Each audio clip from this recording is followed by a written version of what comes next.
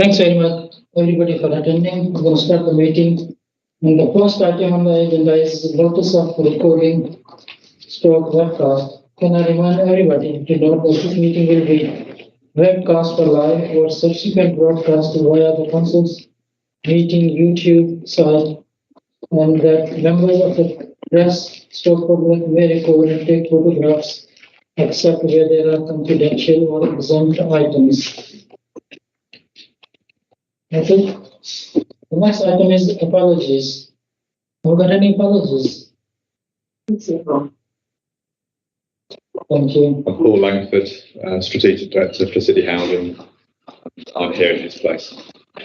I'm Stephen Philpott, the Director of Housing Solutions and Support. Thank you. And the agenda item 3 is declaration of interest. Can I remind members that they must declare all relevant pecuniary and other registrable interests arising from any business to be discussed at this meeting. If a disclosable pecuniary interest is declared, a member must not participate in any discussion or vote on the matter and must not remain in the room unless they have been granted a dispensation. Anybody to declare any interest? No? Thanks very much. Agenda item 4 is action notes and action tracker from the meeting last month, 16th of February 2023. Are the action notes noted? Thank you. And action tracker is for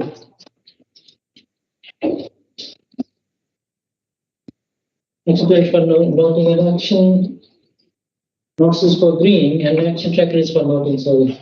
Is that agreed? Thank you.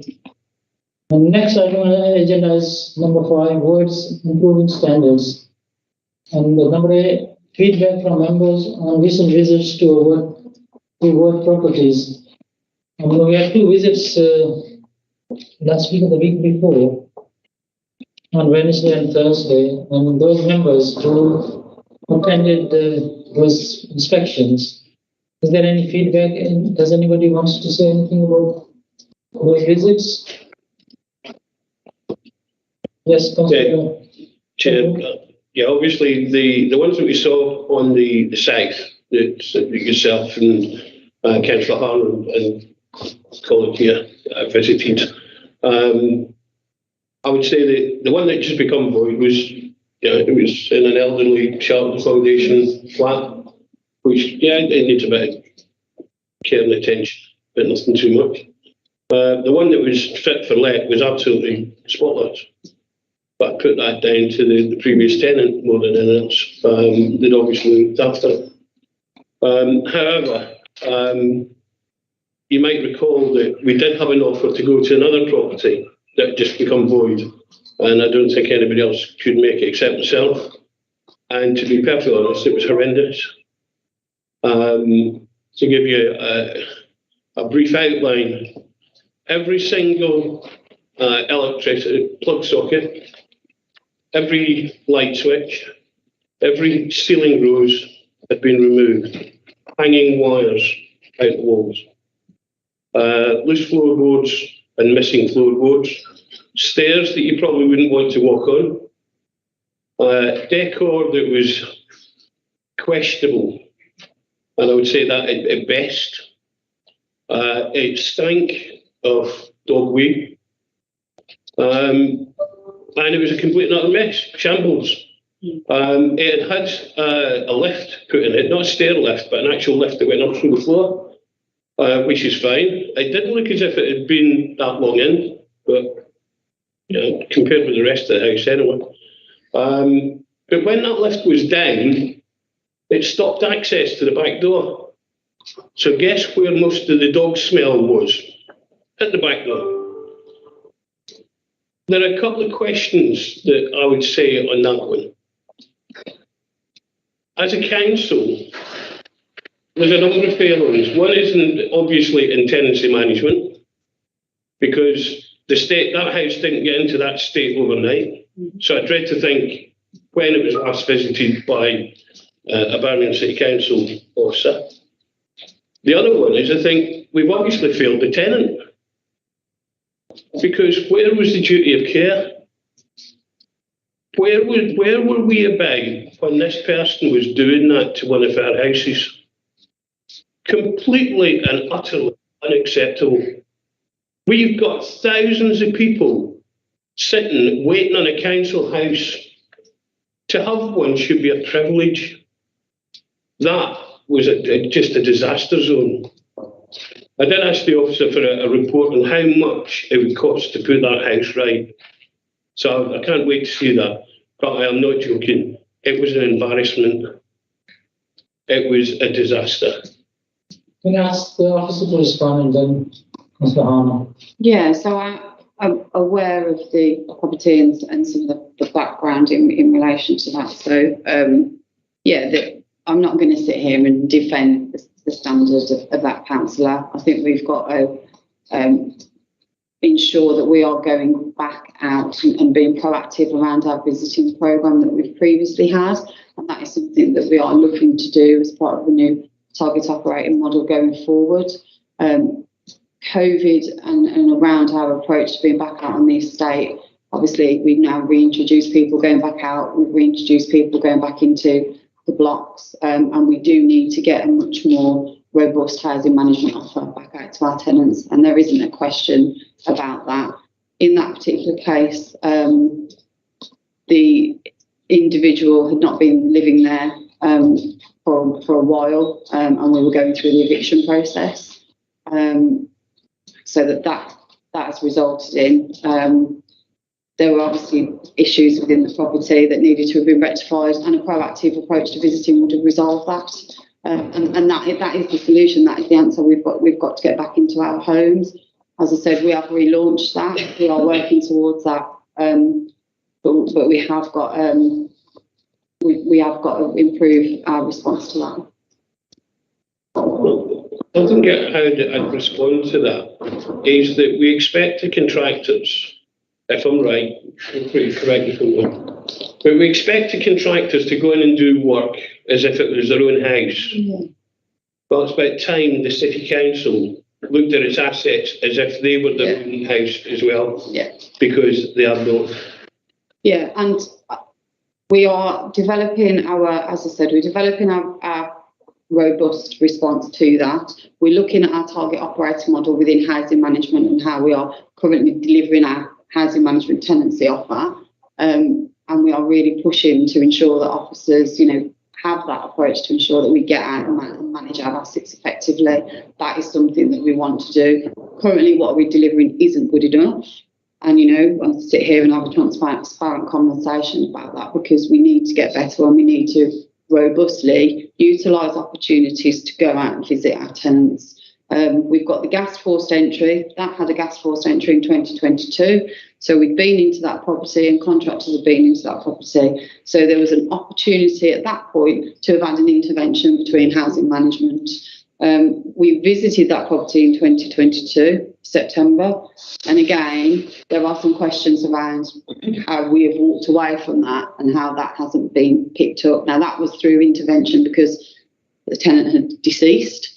And therefore, we went through the eviction route for the other person. But they should be through the life of a tenancy. There's the move in, there's the sustainment, and then there's the move out. And we, as a housing management offer, have got to have robust steps within that to ensure that people are maintaining their homes.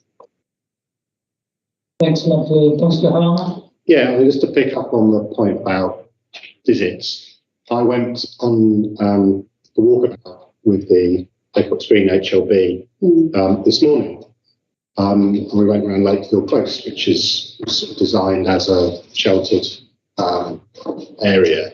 And we saw several properties where they're 1970s, generally either bungalows or maisonettes. Several properties where it's quite obvious that the guttering had failed, that there was water pouring down the outside of the building, causing damp. You could see the damp marks on the outside walls. And, I asked the housing officers, well, why hasn't that been dealt with? Well, it needs a tenant to report it. And okay, the tenant is, the odds are that in that bungalow, the tenant could well be a 90-year-old single person who isn't even aware of it, who probably hasn't been out of the property for years to see what it's like on the outside. And it is just not good enough that we're letting serious damage. I mean, how long, if you've got months and months and months, possibly years, of water ingress from the top of the outside wall, you're going to end up with severe damage to that wall, and possibly very, very expensive repairs that need doing. And then we walk around just round the corner to a property where a neighbour's been complaining about an overgrown back garden, and I've been chasing sort of regularly a houseman, to get something done about it. They're trying to engage with the tenants to get it done, trying to engage with the tenant. We went round and had a look. The entire back garden is probably 8 feet high, and the housing manager with me said, "Oh yeah, we got that completely cleared 3 years ago. So it's just been left." There was a problem before, or a known problem, and it's just been left to go completely overgrown above the height of the first floor again. So yes, I can understand that in 2020 we couldn't do these things. But it's quite a while since COVID now. Yeah. We should be on top of these things by now. It's just not good enough. Chair, can I just come back just to add to what Councillor Arnold said? There was this, when I last did the void visits on the north, we had a very similar one there, where the hedge had grown that much on both sides of a very narrow garden that it met in the middle. Now, we've started this committee and we've looked at the performance data of the contractors and the fact that the contractors aren't doing good enough. Well, the one that we went to in the north, they reckoned it would take the best part of a week just to get the hedge out of the house, because it would have to come through the front door. Now, I'm not trying to stick up for the contractors, but month after month we've had performance on the contractors. What we need to be looking at is the performance of Barringham City Council, not as well as the contractors. Yes, Councillor Wood. Councillor, you want to respond? Yeah, thanks very much, Chair. Thank you, Councillor Wood, and appreciate the comments regarding particularly private housing. We absolutely recognise that we've missed opportunities. One of the things that I'll certainly be looking at strengthening the new contract going forward is when we've had a forced entry, we should capture more information. We should have a lot more safeguarding and a lot more exchange of information between the contractor and the council. And certainly from my experience in other organisations where I've worked, we put systems like that in place, and they do improve the overall service that we offer through both housing management and through the repairs team to the customers. So that's absolutely something we are going to be putting in place. For me, that missed opportunity was just unacceptable. We do have safeguarding processes in place, and they clearly just not work. So I've taken those away anyway to look into them in greater detail with Natalie. But I echo what Natalie's saying. We're open, we're transparent. We've absolutely missed a massive opportunity here to safeguard not only the customer but our property, because we've got a lot more work to do in that property now. It's going to take longer to get it back up to standard. It's going to cost more. And, we want to have sustainable tenancies for all of our customers. So a massive learning point that I've going to take away with the contractors and with Natalie. But we absolutely appreciate you taking the time to go out and feed that back. That's what we should be doing. We've been the biggest housing provider for a long time. It wasn't always like this. We've let it get like this. It is unacceptable. It's unacceptable to our tenants, and it should be seen as being totally unacceptable to us as the landlords. In fact, we have let this happen. In fact, through you, Chair, and I absolutely do agree with what Councillor Wood is saying. I had the privilege of actually being in this department between 2007 and 11, when we were actually a 2-star rated system with promising prospects with investment done. I recognise all the things that have happened since then, but we do know that we have been better, and we do know that we can be better. And so for a lot of us, it's about getting the department back to where we know it can be. Can I ask one more on this topic? If our properties are neglected, how do the insurance companies take it when it comes to claims and all that? So again, so from a tenancy management perspective, if the tenants are willfully neglecting the property, there are recharges applied. to the property and to the tenant. If we're obviously aware of that through the visits, there is breaches within the tenancy conditions that we can look to enforce and move forward.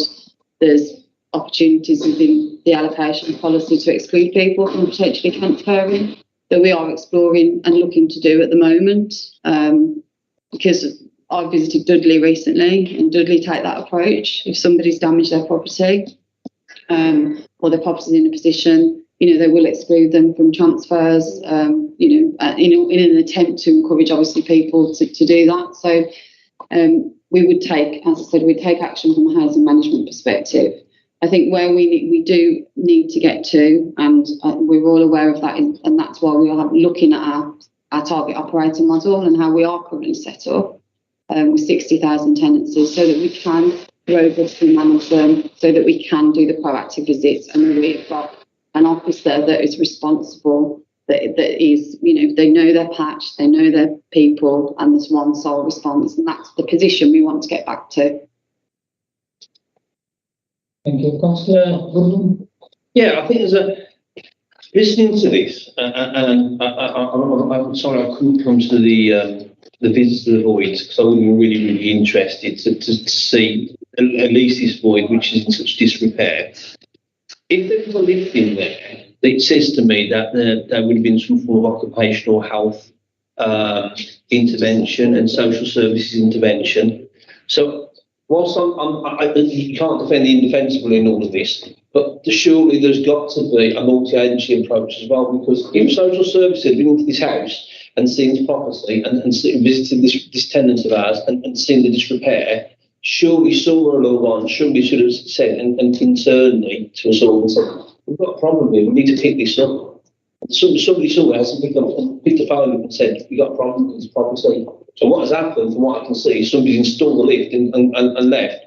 In fact, they've installed a lift which blocks the back door off, which means if there was a fire, you couldn't get out of the house then. If the fire was in the front of the house, it seems a little bit kind of haphazard would be the word I would use, perhaps. Because why would you be installing the lift where there's a fire exit? I mean, I think there's got to be a broader conversation that we've got to understand where, moving forwards, there's got to be a bit more kind of discussion with people like occupational health and social services, because I take the point that actually, as a housing management function, not always can you be there every minute of the day to see what's going on. But when there are partners and colleagues within the council who are interfacing with our tenants and residents, well, actually, they are, and somebody somewhere should have said there's a real problem, we need to unpick this. Yeah. Whether that's a support worker, a district nurse, whoever it is. And I'm not saying we could have done anything differently, but we would have picked this up, and so it could have been done about support for that person. Because what I'm clearly hearing here is actually that person, we failed, not because the poor state of the house even, the person itself, because they needed huge amounts of support. Because somebody wasn't looking after themselves, actually, being a tenant in the house, was that the right thing for them anyway in the first place? Yeah. I mean, the assessment would have happened with obviously occupational health to have installed it, and then they would have worked with the resident at the time. If support was needed, then they would have wrapped that around, and we should have had a link or a connection within it. So that should have happened. Obviously, a person living independently or making a choice to live independently will receive a certain amount of care, and that will then obviously we will, as long as we're satisfied that support is in place, leave it to the appropriate providers, which is what we would do, and ensuring that the tenancy is maintained and that person is safe within the home. I think there is not a question that we've got to have integration across services and people that are going into our properties. Rent service currently, obviously the rent service doesn't sit at present with us. They go into our properties on multiple occasions and will alert us if there are tenancy breaches. But actually, we need to ensure that connection is better, and we need to feel that the connection with the contractors is better. And from our perspective, we need to get better. Okay, Chair, just as a kind of, as you were talking about it, I would just really say that I do a declaration of interest. My wife works for rent services, Okay, yeah. so just to make sure that that's clear. Yeah. That there's a conflict, not a conflict. But Yeah. But I don't think it's just about rent services. No, it's I think there's a bit here about if there is a care package put for a person and that care worker goes in and sees this, there is a duty of care from the people we contract with to come back to us and say, we've identified an issue here. Because I fully accept that housing management as a function, you can't be there. There could be 6 months where a failing could have happened, but actually for the carer there, that they go in and they should be coming back to us and saying, we've identified an issue here. And that's not about you guys, but it's about the kind of the bits around us, the people we contract with and work with. And they should all be in the same place, I think. And saying to us, we've identified an issue because they're failing our tenancy. Yeah. Thanks. Well, before I come to you, myself and Councillor Bradley visited 2 properties in the north, and Councillor Bradley, do you want to say what's your experience has been? Well, no, I thought that the properties we visited, and the one that hadn't been done up was in an awful state, due to somebody obviously smoking for many years in the house. So you can imagine what state it was in. But the one that we saw that had been sorted out, I thought looked in reasonable condition. So that was my experience. That was my observation as well. So. Okay. Councillor. So Ray sort of asked my question anyway, but we good to know sort of, do we have any sort of idea in terms of the number of properties that are in a more neglected state? Like, is there a hierarchy, I suppose, in terms of like doing up void properties in terms of where they are? Is sort of do we have that information? Yeah. So can I respond to that? Thank you. Thanks, Councillor Rainbow. So what we have when our properties become empty and they come over to the contractor. There's an internal operating system that effectively identifies if there is like what we call a normal need, so there are no major capital items like a kitchen or bathroom to be replaced. They are in the sort of faster category. Then we have the items which have one or more capital items. It could be a rewire, a kitchen or bathroom. And then we have properties with structural CDM matters. So those are the ones that are more complex. So we categorise them like that. The issue for getting the property into us first is now something Natalie and I are working on a pre-vacation visit. A lot of the times the property will be in a considerably poor state, similar to what Councillor Woods mentioned, at the point before we even get it. And so we're now working on a process to, when we get that property, we can identify whether that's quick to clear, quick to sort out, and then we can get on with the repair. Or whether there's hoarding issues, maybe there's issues where the tenant should have had support, there's issues with, the standard of the property, etc. So we're currently working on that to make the whole process more streamlined. It's actually part of the project that we're going to be presenting on shortly. Thank you. I think we're going to move on to the item B, presentation from City Housing, and we've got Netflix Smith and Asha Patel, and then we've got cabinet member Sharon Thompson for housing and homelessness, and we got Steve Philpott, Director of Housing for Solutions, also Solutions and Support. So it's up to you, whichever order you want to go through.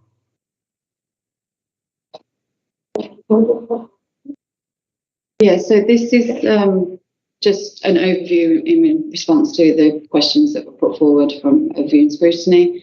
This is just to give you an indication of some of the work that we've been doing, the position and response to your questions. So we were going to go through the current void performance, contract performance, void management project overview, which has been launched in response to addressing some of the issues that have been highlighted, the aims and purpose of it, the scope, the high-level project roadmap, the work streams that we sit within it, and then the progress to date, future activities, and then any risks that we've got. So Asha will just take you through the void turnaround here. So that gives you an indication within there of the number of voids that we get per week. So you can see we're getting around 268, per month. We have a total of about 3,500 voids per year. In relation to the performance detail side, so at the moment we're 41 days turnaround, and that's excluding shelter. So that's just an overview of the current performance. If you can ask, when you look at the graph, Yes. we've got the horizontal line, and then we've got up and down above that, and then the figures below. Yeah.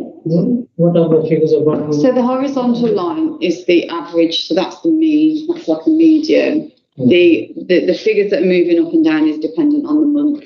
So by seeing the graph like this, you can just have a view as to where performance has peaked, dipped. Does it sit within certain months? Is it better within certain years? So that's what that is. Obviously, you can see there was a downward spiral within the COVID period, with the number of voids that we had becoming available was a bit lower. Obviously, then it started to peak as we came out of COVID. And now you can see at the moment that the amount of voids we're getting back is significantly reduced compared to what we've had previously. So there is a dip in relation to the performance around the voids. You can see that we were at 40 days, May 2022. We did drop down to 29 pre some of the probably mobilisations in contracts, and then we've slowly gone up through the void performance, but we're on the trajectory down now due to some of the work and intervention that's been taking place. So the voids turnaround 2021. So the figure is a comparative. So within Housemarque, we've just pulled out other areas and where they are currently performing. So these are properties, organisations, properties over 20,000. The current Housemarque figure pulls out major works and routine voids. At present, we need to move towards doing that within our performance. We lump all voids in together. So back to your point, Councillor, where we want to have an understanding of is the contractor having to deal with major works, so voids that will naturally take longer, and what does that look like from a percentage? Or are we having generally voids that are quick to turn around, are at a good standard, and are they going through, which is what most organisations report on, which is their routine voids. So we will be moving towards the Housemarque definition, which then feeding into that will give us an indication of, the major works, the decency, the neglect factors as well, in which the properties are coming back to. So that's an area that we want to move forward. I can just move on from that. Thanks, Natalie. So going on from what Natalie's mentioned regarding the performance, we are absolutely aware that we've had some contractor performance issues recently in some areas. Those specifically have been to do with staff turnover rates, skill shortages, and particularly the supply chain issues post-Brexit, post-COVID. Now, those issues are still being experienced nationwide.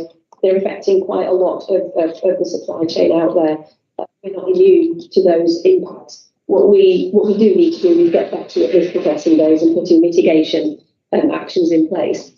The solutions to improve the performance and quality from the contractor, and certainly since I came back to Birmingham, since October, I've been working with the contractors on collaborative working with them to understand our standard and our quality requirements. So we have an empty property standard that was approved by Cabinet in about 2012. That standard, that's a standard that councils have seen when they've gone out to a newly repaired empty property. That is the Birmingham standard.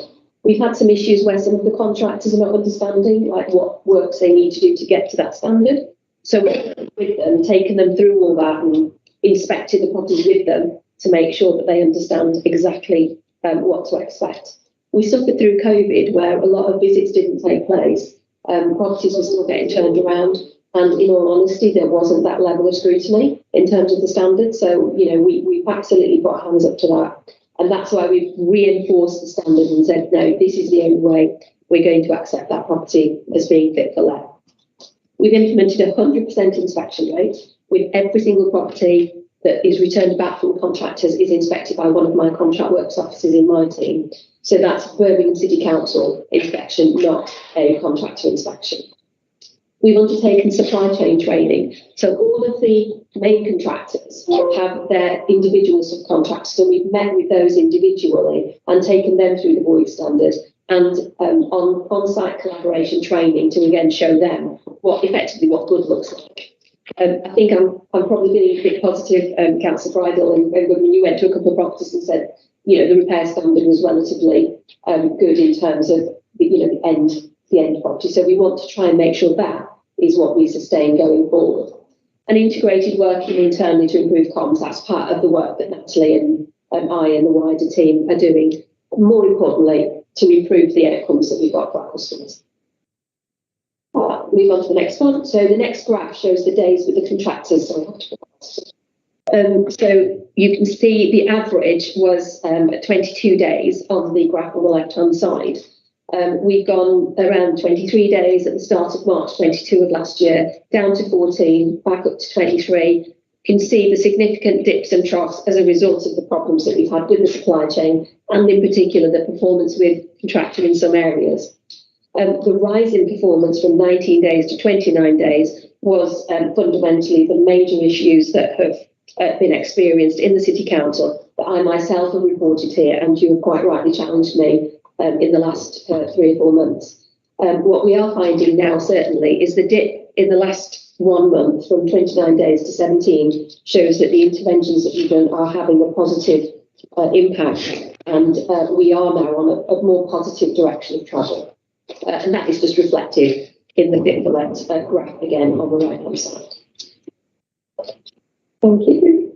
So if I can just continue, unless there's any questions at this point. Anybody got any questions? Ms. Councillor? Yeah, thanks, Chair. You make reference to our empty property standard. Do we benchmark it? Because one of the things that we wanted to do as part of the scrutiny inquiry is to look at some of the registered providers. I think we should also look at some of the neighbouring local authorities to see, let's compare like with like. Going back to the void that I visited on the north, just to give you an example, in the front room, yes, it was evident that whoever lived there had actually smoked for about the last 40 years. These things had happened, but there'd obviously been a water leak, and part of the ceiling was down in the one corner. And I asked our contract works officer, what would we do there? He said, we'll just patch that. The rest of the ceiling had been papered. I said, so when somebody new comes into this house, then we're going to expect them to look after it. They'll see a patch in one corner. The rest of the ceiling has been papered. Now, if it was me, I'd say, right, I'll take the paper down. And I know what's going to happen when you take the paper down. The rest of the ceiling will come down. And the response was, yeah, probably. But then that becomes the contractor's problem because it falls outside of the void. How can we expect people to move into houses and look after them if we're expecting them to basically accept substandard stuff from the City Council? And so I really would appreciate a really good look at our empty property standards. yeah, so that's what I was just about to explain. So we have benchmarked. I went to Dudley, we're due to go to Sandwell. So we are benchmarking and looking at that. Ash is going to take you through because none of us, we know the standard needs to get better, and they have drafted a new standard and are working towards that with obviously when they look at the new tender. So that's something that we have got in mind to improve. So Ash will take you on to that now. Okay, all right, thank you. So we are planning to visit the providers, and maybe if we can briefly. Yeah, so we've got we've put in requests to 3 separate areas, 3 separate providers. So Pioneer, which was discussed, which is obviously within the city, but it's a non-local authority provider. We've got a request in with Sandwell, and also with Leeds, who are another large-scale local authority. So kind of similar in terms of the demographically and also the business sort of the size of the business, if you want. But so those where the 3 requests are. Thank you. Okay, thank you. Chair, before I move on, just an interesting point the council would you raised regarding the standards. So yes, Natalie said we are benchmarking with other authorities. I think from experience, I've previously come from a registered social landlord before I came to the council, and the standards differ a lot because of the investment and the pressures from turning the properties round from a rental perspective. And we know that obviously with Birmingham, we literally self-funded a lot of our investments, whereas a lot of the housing associations, they've been able to have a lot of investment in their stock. So what I did notice in the previous place where I used to work, the standard was better because the housing stock had been invested in better over 10, 20, 30 years. And the expectation for the customer was also different. So it was more of a line joined up service, and it's that sort of experience that we're bringing here that we want to then be able to echo for our customers. I think the one thing we've got to understand is that the archetypes of our properties are different in different areas, and that's why I think, as Amelia said, it's important to look at Leeds, for example, and other authorities that have got similar stock types. What we want to do with our standard is get a good basic standard, and we recognise things like the plaster patch, those aesthetic items that will make the customer experience so much better, have already been amended in the new one. What we do also recognise is that we've got to be mindful of the level of investment that we want to be putting in our properties and the time it's going to take to turn them around, and therefore rent loss and customers' waiting times. So it's that fine balance between let's get a really good property that the customer's going to like, accept and look after, again, and then potentially improve from a capital perspective if we need to, against do we keep the property empty for maybe 3 months while we do all of that work. That's a lot of the work that we're going to be doing in the next few months. I can see Councillor Goodwin's got a question. What you just described to me there, right, in Birmingham is a two-tiered system. That our properties aren't as registered provider properties. And what we need to do is get them there. I don't think, right, certainly that's not my intention to do that. I think the experience of the properties is different. So our archetype stock is different from where I used to work. So we have a lot more high-rise, we have a lot more Victorian properties, we have a lot more traditional properties. Where I used to work, we have more modern properties, maisonettes, low-rise flats, etc. So for me, it's still the standard of the property and the work that was required in those to keep them to that standard was less. So I don't think it's a two-tier system. I think it's just being mindful of what stock and identifying what work we need to do to ensure that the properties are decent, fit and habitable. And that's the most important thing for our customers. But more importantly, that customer's got to feel proud of getting a property that is pleasant to live in and that they are happy to be in and to live in as well. Thank you. So if I move on to the void standard, some of the work that we've done at the moment on void standard. So our current void standard was revised in 2012 when the Birmingham Municipal Housing Trust standard was also included in the empty property standard. So if there was a BMHG property that became empty, that was included in our empty property standard. It was designed to ensure the consistent quality of properties to a clean and habitable standard, the minimum acceptable standard that is defined as fit for reletting. So, it's not always going to have a brand new kitchen, it's not always going to have a brand new bathroom. We do recognise it should have a fully painted or fully properly repaired ceiling. It applies to all properties that are to be relet on a permanent basis. So we have one standard for all of our properties. There are plans to bring properties up to decent homes on a programmed basis. So our current council policy is not to bring properties to decent homes when they are empty, but to do them on a programmed basis through the capital investment programme. And it's not current policy to undertake decent homes work whilst the properties are void. So that's the standard that we have at the moment. The aspirational standard has taken into account feedback from customers, from housing management colleagues. So we've been working with Natalie and her teams and other colleagues over the last few months. And all the feedback that, for example, a housing officer would say, well, why can't you just do this when you're doing the repair? We've put all of that into the new standard. We've included changes for temporary accommodation, and we've included the temporary accommodation cleaning standards as well. Conscious of the fact we need white goods and other slightly enhanced standards in there. That is now automatically been included in the new standard from 2024. It's a more streamlined of the process. All the empty properties are going to be more streamlined with less handoffs. That's as a result of the project work that Natalie, I and the other teams are going to be taking. It is still a basic standard at its first level. What we've done also is to put in a description for a full decent home standard and a third description for an aspirational standard where we can bring any property, if we choose to an EPC B or C rating with the additional retrofit and thermal efficiency work. So effectively, what we have is the ability to not have a three-tier approach, but the ability to look at our properties and identify what we want to do to them as part of our asset management strategy, what we can do to the property. If the customer is comfortable, the property currently doesn't need a full decent home standard, and we can let it at the basic level, that's what we want to do. If we recognise that through intelligence and data, we actually need to do more work to that property, then we will be looking at doing an enhanced piece of work. And it'll just be one property that doesn't go into the Decent Homes programme over time. So that's where we are at the very start of the piece of work that we are doing at the moment. Can I ask, what's the strategy about the privately owned empty property? There are tens of thousands of those. There are indeed, yeah. So at the moment, in terms of my response, the HRA deals with just the council stuff.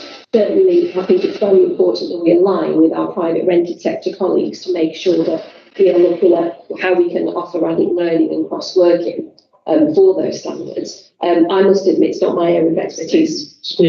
Yes, as Asha said, it's not part of city housing responsibility. That sits with our colleagues in the private rented sector, licensing and so forth. They have a strategy and a target in terms of the number of empty homes that are brought back into use. I think that's around about 300 to 350 a year in terms of the target.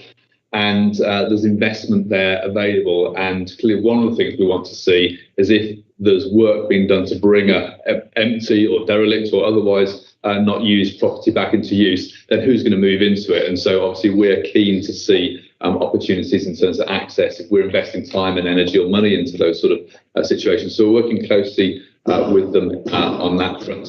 And we're also very aware of young people talks often, I'm sure, about the exempt supported sector and the whole strategy to try and bring that number down in terms of that whole area that's taken the stock away from the private rented sector, bring that back into use. And also on our part, thoughts around how can we, if we're going to bring those properties back into use, invest further into them. An illustration of that is the investments that Cabinet agreed to, which is a £60 million programme whereby we are purchasing homes in Birmingham, and we are keen to purchase properties that were lost to us under right to buy, and we're buying those back. We're buying properties that are offered up by private individuals, but we're also looking at opportunities where there's a property that's being underutilised or needs work doing. How can we buy that and can we make it fit? And we're using that as temporary accommodation because it's so much better than somebody being in a bed and breakfast or even one of our homeless centres. So there's a lot of activity, but it's not our repair contractors who are doing that. Thanks. Brandon? Whose standard is the Decent Homes standard?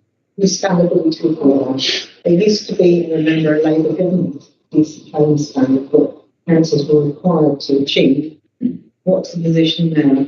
So through you, Chair, thank you, Kenneth Bradley. The position is still the Decent Homes standard still remains for authorities that choose to measure their decent homes against it. So that was in 2010. Yeah. The current government is intending and has been intending for the last couple of years to issue a future homes standard. And that is supposed to be coming out. It was supposed to come out last year, I believe. It's probably due sometime in 23 or 24. So at this present moment in time, we as a local authority still choose to use the Decent Home Standard, which effectively is about a property being, in fact, it's very much what is written in here, fit for human habitation, free from structural defects. The Decent Home is a functioning kitchen and bathroom, right? And that's why, for example, our Decent Homes programme, if the kitchen or bathroom is not fit, then we would replace it. The Decent Homes had a elemental approach to the age of the element.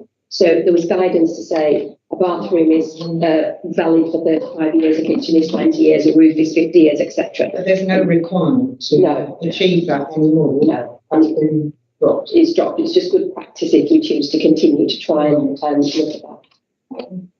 Thanks, Angela. Thank you. So, in fact, taking on Councillor Bride's point, so the fit-to-let definition for us here in Birmingham, it is an improved policy under our void standard to repair rather than renew any defective items. So we have a repair service, not a renewal service at the moment. The property should be fit to live in and structurally sound and weatherproof, free from disrepair. I don't need to, I'm not going to read all of the points that are here. These are the items that we put in to ensure that they're free from rising, penetrating, damp, prejudicial house. It's important to know that there are no category 1 hazards under the health and safety rating system in any of our properties when they are fit to let at the point that we hand them over. And it's very, very important because that then is a statutory nuisance. We ensure that they're safe and secure, clean, and with a sanitised kitchen and bathroom. We ensure the satisfactory facilities, for example, for food preparation, adequate heating, lighting and ventilation, and we ensure there's washable floor coverings to the kitchen, bathroom and toilets areas. All of our properties must have appropriate washing and bathing facilities with hot and cold running water and be secure with regards to doors and windows and ensure there's an adequate drainage system. So it's a basic standard. It's been in use and has provided customers with properties that they have actually lived in very satisfactorily and happily for a long time. But we do recognise with ageing stock and with a lack of investment, we do have to do some more work to it. So on that basis, I will stop on the void standard. And if you haven't got any questions. Yeah, can I just ask about the on the aspirational side, having EPC Band C, is it B and C or Band C? I'm not sure. No, it's B and C. B and C, okay. So presumably some properties you can get to B, others you can get to C, depending on the nature of the property. So, I mean, it's interesting that we declared a climate emergency 4 years ago, and getting properties up to a reasonable standard of insulation is an aspirational standard. One would have thought that when a climate emergency, we should be taking advantage of the point where the property is empty and work is easier, that work should be done. Yeah. And my question is, A, why haven't we done that? And B, have we made sure that in the bids that we have submitted to government for work to improve the standard of insulation of our properties, that if those are successful, that we will be able to use that funding to improve all voids up to Band C when they become void? So that's wired into that bid. If I was to answer that, thank you, Councillor Harmer. So the aspirational standard is there because it's a policy decision. So at the moment, right, what we've done is we've created the opportunity to be able to have the flexibility to invest in those properties if we need to get them to EPC B and C. In terms of trying to do the work when it's void, a lot of the retrofit programs, so the big bids that we've put in for being able to get our properties thermally efficient, are for properties that are in streets occupied and have an impact to the community as a whole and multiple households. So the original plan for is that we'll do areas of similar properties. With individual properties, a void is just going to be one property that's come empty when a customer moves out. And sometimes it might not be as efficient to do the work dependent on the rest of the properties in the area. So what we would do is we would look at the condition, age and EPC rating of other properties in the area and make those decisions at the time as to whether or not we do invest in the thermal efficiency, insulation and further works that we would want to do to get the empty property up to the EPC B and C standard. But at the same time, we would have to consider what we're doing with the other occupied properties in the same area. So we're giving ourselves the majority of the flexibility. And if I can just add, the Ombudsman has actually come back with a point that they've actually said to us that we need to be taking advantage of the void period and intelligence-led data to establish what's the best investment method that we should be doing to those properties. So what we've designed here is a model that actually is also going to satisfy guidance from the Ombudsman and where we're going with the potential inspection from the regulator as well. We've sort of given ourselves different models to pick and mix what we need to do dependent on the nature of the property and where it is at the time. Okay, so can I just test that out a little bit, my chair? So we looked at, we did some walk going around voids, I think maybe 18 months ago, I can't remember exactly when it was. And there was a void in, well, it was Avon Stream, it was actually Tyson Mills Ward, which I think were probably late 60s, early 70s building. And I said, well, did you check the roof insulation when you did it? And they, oh, no, that's not on the spec, we don't do that. Now, I can understand that if you're doing something like external wall insulation for solid wall construction properties, it makes sense to do that on a block basis. You don't want to just do one, leave its neighbours undone. So absolutely get that.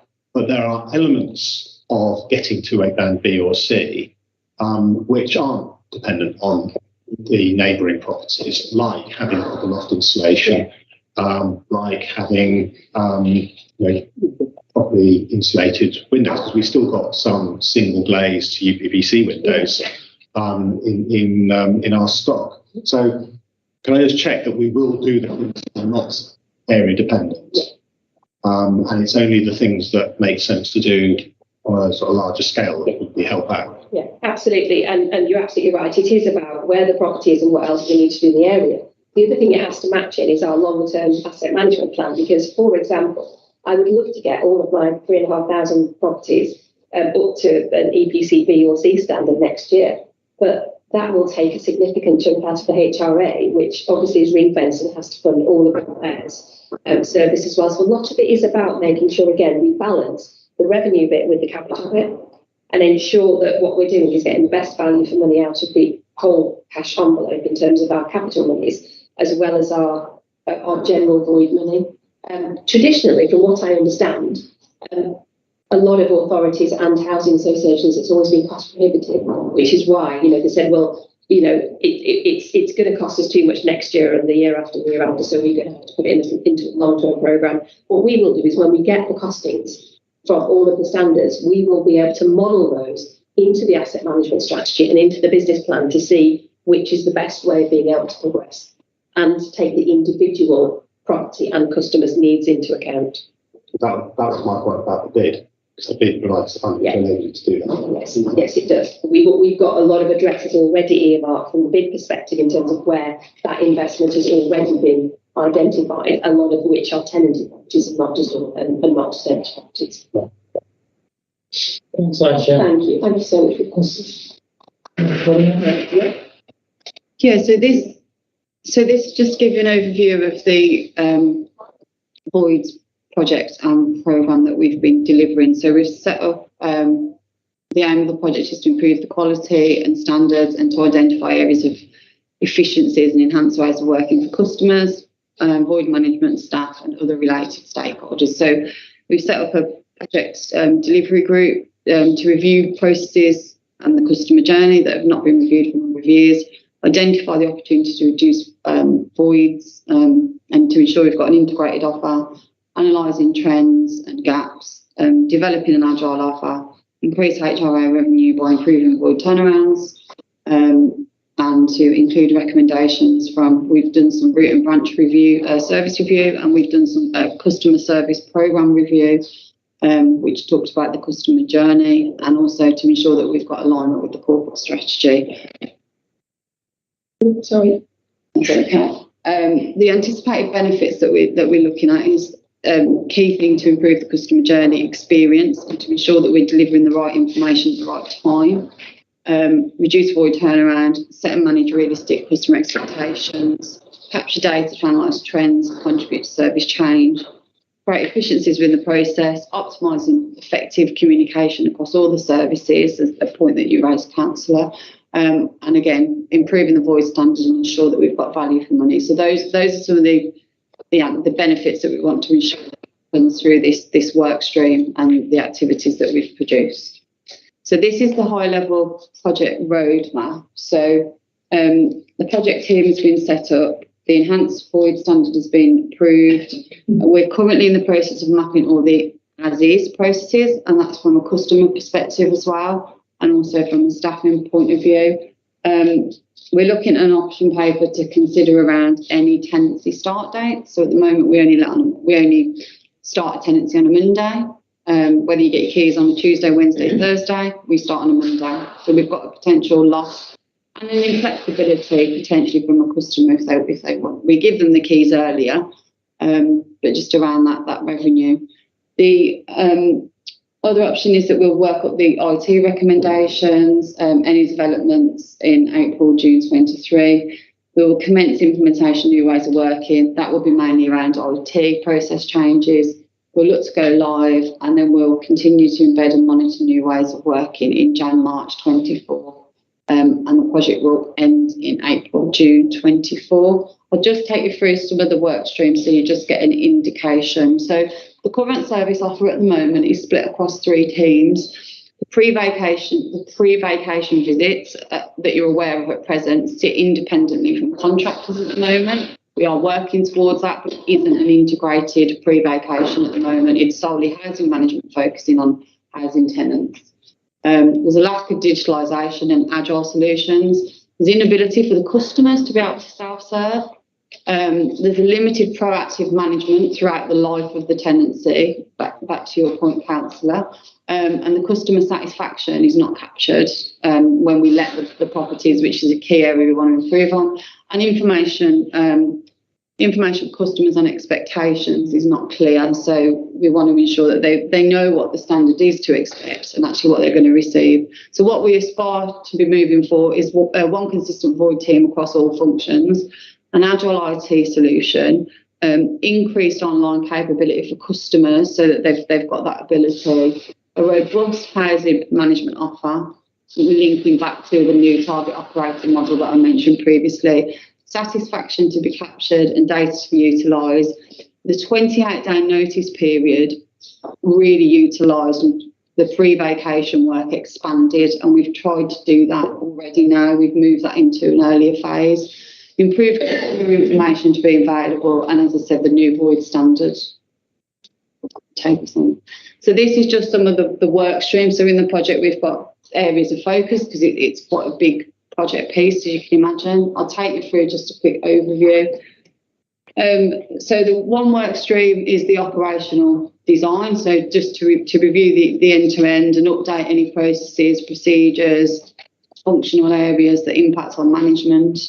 So that will take us through a full end-to-end, designing the new void management, reducing the amount of manual processes that we've currently got, ensuring again in relation to the customer journey that is smooth, that information is sent out.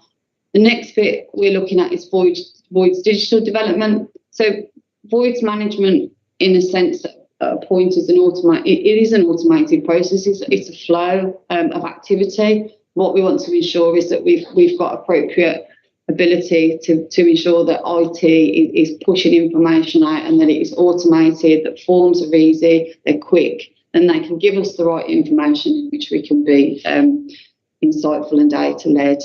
And then we've got the voids functionality on the field worker, potentially, or an agile solution, so officers can go out, ensure that the customer has the information there at the time. They can record any repairs for the customer. The customer will receive a receipt of what will be done on completion.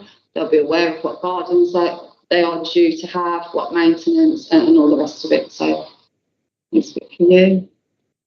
Thank you. So thanks, Natalie. So we've already spoken a lot about the void standard. So part of the project is the slides that I just shared with you previously. So to conduct a review and get some recommendations on the void standard based on the customer feedback and benchmarking other comparable social landlords. The things that we're picking up as part of that work is the current standard appropriate and how does it compare? What would be the benefits of improving the standard, and that's financially and from the customer's perspective?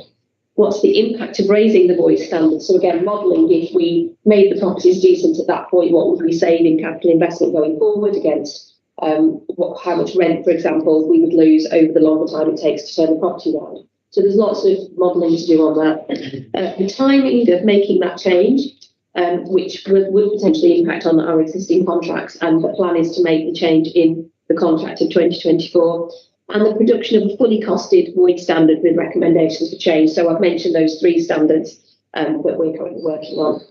Another of the work streams is to work on the lettings policy and tenancy standard. And that, again, really clear, get some benchmarking from other local authorities on what is a good lettings policy, look at how we can improve hours in for Birmingham, and creating a new tenancy standard, taking on board a lot of the learning, the agile working, and a lot of the customer intelligence and the customer interface that we want to adopt, so that the tenancy standard is more like a two-way conversation with the customers. They understand the standard, but we get better at recording issues. We certainly get better at recording problems, like Councillor Wood mentioned at Borrowdale, that we can pick those up and identify where there's breaches of tenancy standard through a workflow, as well as areas where we've got to safeguard signposts and have a duty of care. And tenancy start and end recommendations. So we want to look at any recommendations to make the service better from the tenancy start to the end. Because naturally, we say we've got like a pre-vacation, a moving in process, and then a moving out process. So we want to be able to look at how we can make that a lot better, and what recommendations we need to do, and then make a project scope for implementing those particular improvements as well. Progress for you? Yeah, sorry. So is that just, did that go back? Yeah. It's trying to. Oh, it's got stuck. That's all. Okay. So progress today. We've developed some new performance reports so we can really see the milestones within the void activity path. So we're quite clear on that and where we've got gaps. We've done a huge cleanse around data and voids that are over a certain period, which has led to a reduction in some of our voids that were sitting potentially on debit. So we've increased around void loss there. We've managed our decant process, so when tenants are moved out of properties and they're placed into another one, we've put in some robust management within the void service there to ensure that we are getting them moved out quickly and back into their current property, so much better working within the process with our repairs partners. We had at the start of April 2022, there were 55 hard-to-let properties, particularly in the sheltered. So we've worked with a working group across temporary accommodation and housing solutions, and we've utilised those now, and we're currently in a position where we've got 0 hard-to-lets across the city. Translations, we were having some issues around that. We've now working with language lines, so ensure that lettings aren't taking longer than what they should do. The pre-vacation visit, so we have started conversations with contractors with the view to ensure that that void work is picked up within the 28-day notice period. Sorry, Councillor.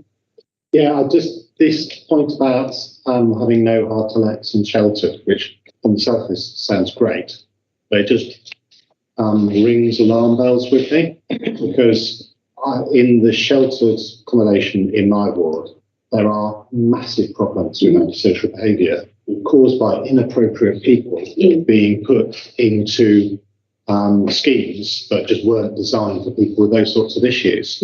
So, it worries me that we're trumpeting getting rid of all the hard-to-lets in sheltered, and what that might mean in terms of who's being placed in those sheltered schemes. So I'd just like some reassurance that it's not been done at the expense. No, so everybody that will be placed will still be eligible. So there's still eligibility criteria that they would have to meet. They were assessed via the team. The team did work with them and are aware of them to ensure that, that if any wraparound support is needed, then that is done. So we've tried to be sensible with the approach in relation to that and taking into the account the needs of individuals. Okay, right. The practical experience on the ground. Yeah. That may not be a void issue, so it might be a separate discussion. Yeah. But practical experiences, that's not working at the moment. Okay. That's something to take back.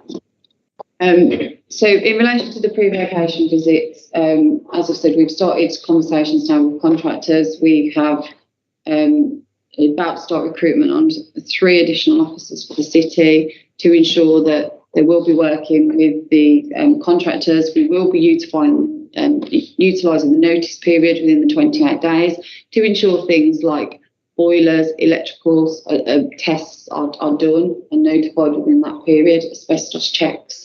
And any neglect, willful damage will result potentially in the inability for movement unless rectifications are completed. Audits, as Asha said, we've done 100% of audits. Resources, we've done a review of additional budgets, and we've placed an additional voids manager in. We've got a new housing officer, and as I stated, we're in the recruitment phase for 3 additional staff for the pre-vacations. Key collection, we've moved to the moving out, so we will now collect key collections. Pre-tenancy workshops, so we've relaunched pre-tenancy workshops and pre-lets with people, so ensuring that benefits and payment plans are in place. Just to give an indication, we monitor housing benefit and universal credit payments within the first 12 weeks, just to measure the success. Housing benefit payments, which we have control of, go into payment within 12 days of the tenancy starting. UC, which is a national kind of indication, going within 44 days. Improved voice standards, as I mentioned, and then housing management have increased their visits to properties to highlight issues earlier through the moving out phase, but this is somewhere that we need to move towards. Future activities, so the review is underway, looking at online notices, customer updates as well through the void path to ensure that customer journey is transparent. And as I've said to you, the target operating model has identified the need to develop a locality housing model. So that will be focusing on a robust housing management offer that will be ensuring a focus from move in to move out, and will enable a more proactive service than what we currently offer. The risks, obviously the resource constraints, capacity and capability, IT&D around some of this delivery, competing demands, so as Asha said, across the business, and there's some high-level change that's currently taking place. Some of the financial implications about getting the balance between increased investment but potential void delays need to be factored in. Mitigation, there's robust governance in place, process prioritisation, aligned and visibility to corporate priorities and programmes are also in position. Questions? One question, Mr. Wong. Yeah, thanks, Chair. Just one thing that I would pick up on, and you both highlighted the fact that increased investment in the void could result in the loss of rental income. My thought is that if we manage the properties more effectively, we wouldn't need to spend so much on the voids anyway, so therefore we get our rents quicker. Yeah. So I think that there's as well as a risk there being there, there's also an opportunity. Yeah, absolutely. I think the decency level and us striving to improve decency across the board is also a position we need to be in. As well, you know, when we do get the voids back, obviously through the capital programme and the increased investment that we are launching, hopefully there will also be some gains there. But absolutely, the housing management offer and having a much more robust offer through the life of the tenancy is something that will be able to manage that position effectively. But also an increased void standard and tenants getting the property at a higher standard when they move in will also enable us to have better conversations when we are managing that tenancy, because the standard that they were given at the start was the right standard, and that's the position that we want to be in. Thank you. Anybody else? No. Thank you. Thank you. Can we move on to the next agenda item? Work program. Okay, yeah, so there's been no changes to the work programme from what was presented to you last time, but just to reiterate, it is an extended meeting, 2 to 5, to accommodate 3 key topics. That was agreed at the last time. Just all thanks to our mistake. So there are 3 things, 3 themes, I suppose, being picked up at that meeting. So the localisation will be followed up which so the leader will be there for one part of the meeting. There will be a further session on voids, which has been alluded to earlier on, which will be looking at good practice in other areas. And the final part will pick up two bits to do with the cleaner streets work. One will be a follow-up to the fly tipping inquiry. There's some bits that, even though you closed the inquiry, there's some bits you wanted to follow up on. Legal will be attending with Councillor Mahmood and Darren Sher as Assistant Director. And separate to that, there will be Councillor Mahmood's formal response to what we've shared on the clean streets work that you've done previously as a committee. So it is quite a packed agenda. It's the 13th. Let me before I say it will be the 13th, yes. As soon as you said that, I had Friday the 13th. No, it's Thursday the 13th, 2 till 5. So date of the next meeting, which is 13th of April. Next agenda item is a request for calling or any petitions received. No. Any other urgent business? No. And the final item is authority to chair and officers in between the meetings. Is that agreed? Thanks everyone. Once again, thanks very much everyone. Thank you. Thanks, Thank you, sir.